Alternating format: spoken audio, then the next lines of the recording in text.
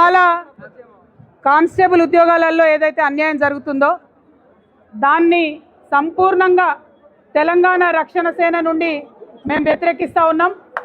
5,000 మీకు ఇవాళ ఉద్యోగాలు వేస్తాననడం నిజంగా అన్యాయం.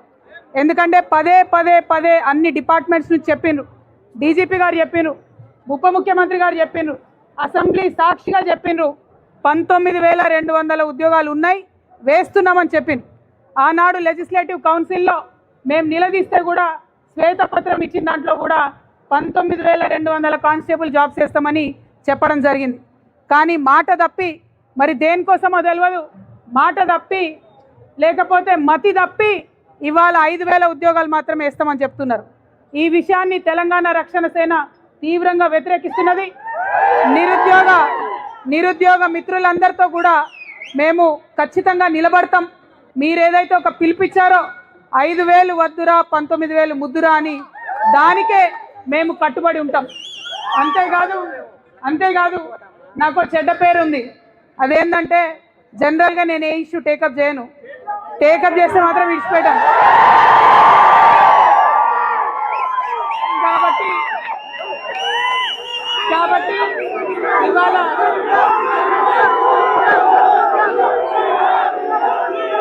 కాబట్టి ఇవాళ ఏదైతే కానిస్టేబుల్స్ ఇష్యూ మనం టేకప్ చేసినామో ఖచ్చితంగా దాన్ని సాధించుకొని తీరుదాం.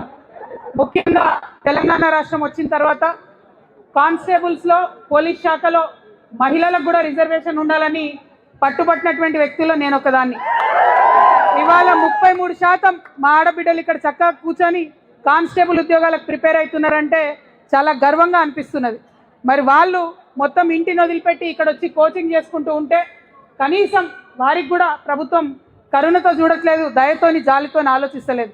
మరి రేవంత్ రెడ్డి గారికి కూడా ఒక బిడ్డ ఉన్నది, ఆయన ఈ బిడ్డల గురించి ఆలోచించాలని ఈ సందర్భంగా దిల్సుఖ్ నగర్ నిరుద్యోగుల పక్షాన నిరుద్యోగ ఆడబిడ్డల పక్షాన నేను కోరుతా ఉన్నా.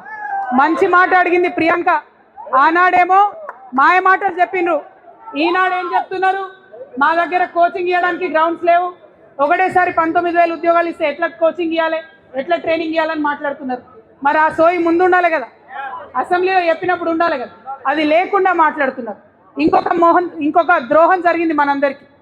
కోవిడ్ టైంలో ఏజ్ రిలాక్సేషన్ ఇచ్చింది. ఆ ఏజ్ రిలాక్సేషన్ ఇచ్చింది కొనసాగించాల్సి ఉండే, కానీ కొనసాగించకుండా ఏం చేసిండ్రు, దొంగ జీవో ఇచ్చిండ్రు. దొంగ జీవో నంబర్ 31 ఇచ్చి 2 సంవత్సరాలు కాలయాపన చేసిండ్రు. ఆ 2 ఏళ్ల టైంలో కనీసం ఒక కానిస్టేబుల్ పోస్ట్ కూడా ఇవ్వలేదు. మరి రిలాక్సేషన్ ఎందుకోసం ఇచ్చినట్టు?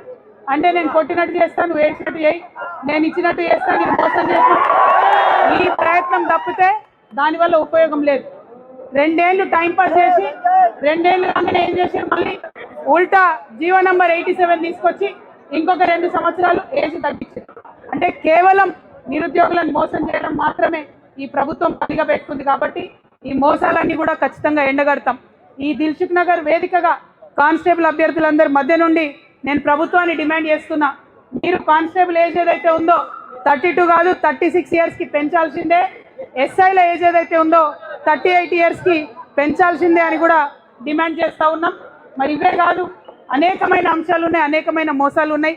మీ అందరి సాక్షిగా మేము కోరేది ఒకటే, 2 లక్షల ఉద్యోగాలు ఇస్తామని చెప్పారు సంవత్సరానికి, కానీ ఇచ్చింది 14,000. ఇవాళ నల్గొండ పోయినారు ముఖ్యమంత్రి గారు, ఏం మాట్లాడుతున్నాడంటే మూసీ ప్రాజెక్ట్ చేస్తాడంటే 7,000 కోట్లు పెట్టి. మరి 7,000 కోట్లు పెట్టి మూసీ ప్రాజెక్ట్ చేయమని ఎవరన్నా అడిగినరా?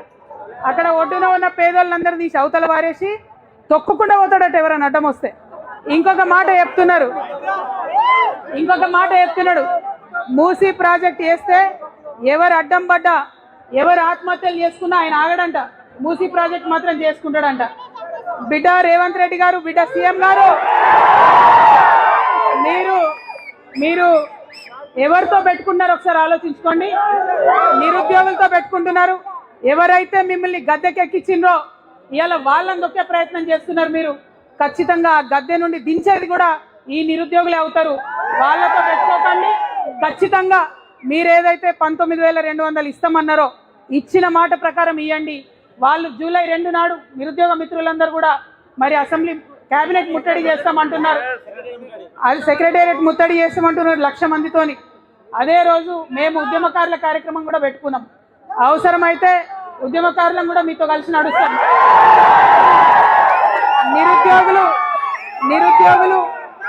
నిరుద్యోగులు యువ మిత్రులు ఒంటరి వాళ్ళు అనుకుంటున్నారేమో, ఒంటరి వాళ్ళు కాదు. 50 మంది తెలంగాణ ఉద్యమకారులు కూడా తెలంగాణ నిరుద్యోగుల పక్షాన నిలబడి ఉన్నాం.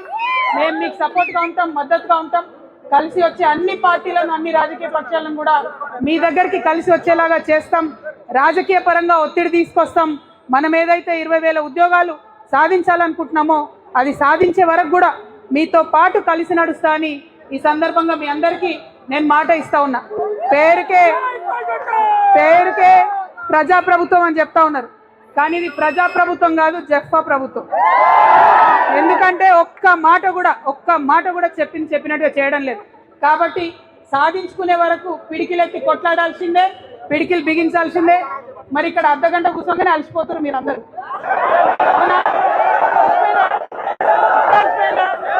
ఓపిక అయిపోయిందా? ఎనర్జీ అయిపోయిందా? పక్కనా కొట్లాడతారా? ఉద్యోగాలు తెచ్చుకుందామా? పక్క. జై తెలంగాణ, జై తెలంగాణ, జై తెలంగాణ. మా ఉద్యోగాలు